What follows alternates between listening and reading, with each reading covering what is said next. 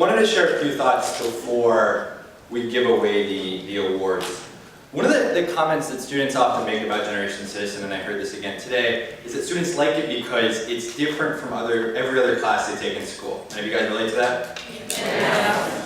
So when I ask students why, they tell me because it's the only class where they're actually in charge, where you get to express your own opinions. When you think about this, it's actually probably true. Math, science, English, you're taught specific skills and knowledge which you don't have a say on. You are told exactly what you should know. This extends beyond just these classes. Your very success in school is often based on subjective tests, which you often take to measure how well you understand these concepts. How well you do on these tests determine which college you go to. You have to do well on these tests, so we tell you.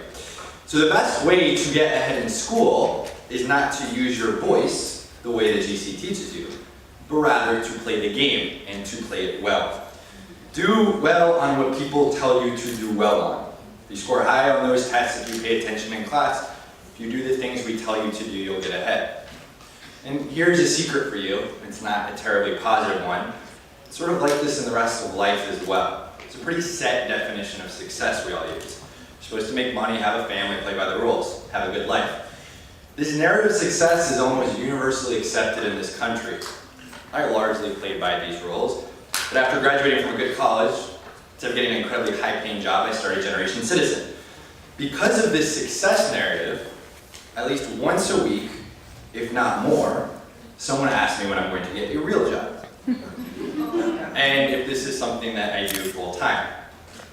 The answer is yes. Success, according to the common narrative, is not working at a nonprofit. I'm supposed to be doing what society tells me to do. This new narrative, in which people tell us what success looks like, probably starts with our education system. There's two big problems with it. The first is that we've created a country that is less and less democratic, a word that I hope you learned this semester. Specifically, individual opinion, so what you all think, does not matter to the extent that it used to, and should. Our political system is, here's another word for you, increasingly technocratic, which is a fancy way of saying that we're increasingly led not by the opinions of the population, but by what the experts say that we should do. This is probably why GC is the only class in school where your opinion matters, because the other classes are largely defined by what we think you should be learning. The second problem is that our country, our cities, our states become increasingly obsessed with individual success, in the sense that success looks like individuals being successful, rather than worrying about the collective good. We care about each person having the opportunity to make a lot of money and succeed, rather than the whole collective doing well. The notion of us all being better when we're all doing better seems to be of the past. Rather, it's, as long as I'm doing well, I'm happy, regardless of whether you're doing well. I think it's society that's perpetuating this harmful narrative. So what does this all mean? I've taken a pretty negative portrait of this country, this new American dream. I think it's necessary to be real with you, precisely because it's up to you, as young people, to change this narrative. It's up to you to make sure that your voices and what you care about once again matter. And to once again fight for the collective rather than your own interests. So let me take a very current example of something that happened just this very week that shows what happens when citizens make their voices heard and fight for something bigger than themselves. So the museum director talked a little bit this morning about the Donald Sterling Clippers fiasco. How many guys are aware of that? All right, so almost everyone. Those of you that haven't heard, a quick refresher. Donald Sterling is the soon-to-be ex-owner of the NBA's Los Angeles Clippers. It's true. About a week ago, it came to light that he made incredibly racist remarks that were recorded, saying that he didn't want his girlfriend bringing black people to Clippers basketball games, and that he was responsible for providing houses, food, and other material goods for his black basketball players. Sounded a little bit like a plantation owner. The start of this story was terrible, but what happened next is worth talking about. After the initial shock wore off, players around the league, which it's worth pointing out is made up of 75% African American players, were unanimous. Donald Sterling should no longer be allowed to own a basketball team.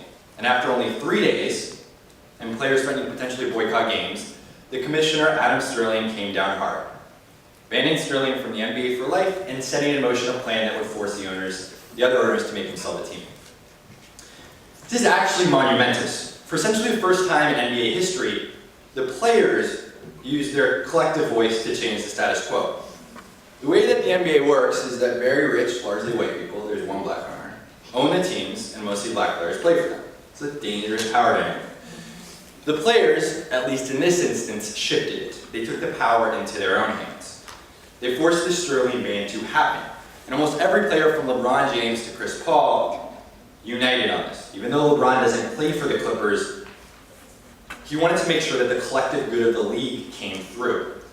The NBA players disapproved of both narratives I talked about. They made sure that their voices mattered, and they used their voices to fight for the collective good. While the situation isn't quite that simple, I do think that the right thing happened here.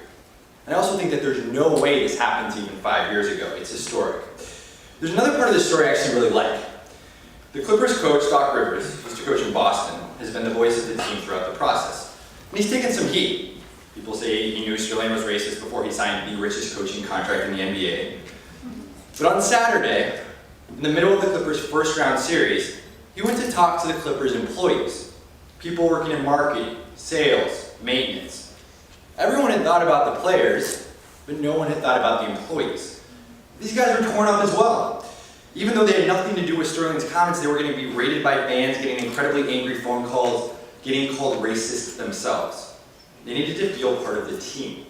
As Rivers said, when I looked at them, there were black, Hispanic, white, Asian, women, men. There were so many different groups, and they have all been affected by this. Rivers spoke with them because they mattered as part of the collective team. The reason I share this story is that we essentially need to do what the Clippers and NBA players did last week. The system isn't working, you know that. But in order to change the system, two big things need to happen. The first is that you can't put up with the status quo. You have to ensure that your voice as individuals matters. If you're not happy with your education, let your voice be heard in the way that we taught you this semester. If you're not happy with the teen job situation or violence in your community or racial profiling or school lunches, do not allow those with technical expertise to solve these problems. Take problems into your own hands. The second part is that you need to do this together. Working as a collective good, recognizing that we're all better off when we're all better off is really important. If GC teaches you nothing else, I hope you now see the importance of working together in groups to solve problems. And so today, we move forward after Civics Day. This needs to be the start and not the finish, because Generation Citizen cannot be unique. All your classes and all your life must be about ensuring that your voice matters, and not that you're adhering to society's definition of success. And you must do so together, once again creating a common American collective good, rather than a conglomeration of individuals. Last week, the NBA players made history by ensuring that the status quo did not hold true. You can all do the same. The reason that I'm hopeful, despite all the problems occurring in our world today, is because of you. It's because of days like today. Now go prove my optimism right.